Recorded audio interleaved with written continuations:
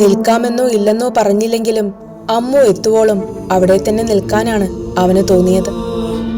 കഷ്ടിച്ച് 1 മണിക്കൂറിനകം അവർ മടങ്ങിയെത്തി. അമ്മു നടന്നാണ് വന്നത്. ആരുടെയും സഹായമില്ലാതെ ഒറ്റയ്ക്ക് നടന്നു.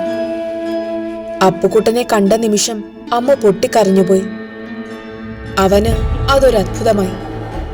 പുനർജന്മം ലഭിച്ച ആഹ്ലാദഭാവങ്ങൾ അവളുടെ കണ്ണുകളിൽ നക്ഷത്രപ്പൂ വിടർത്തുന്നത് കാണാൻ കാത്തിരുന്നതാണവൻ. പക്ഷേ അമ്മു കരയുന്നു, വിങ്ങി പൊട്ടിക്കരയുന്നു. എന്താ അമ്മു, കൊച്ചുകുട്ടികളെ പോലെ? നിന്റെ ഭാഗ്യത്തിൽ സന്തോഷിക്കുകയല്ലേ വേണ്ടത്? ഇത്തരമൊരു രക്ഷപ്പെടൽ വേണ്ടായിരുന്നു അപ്പുവേട്ട.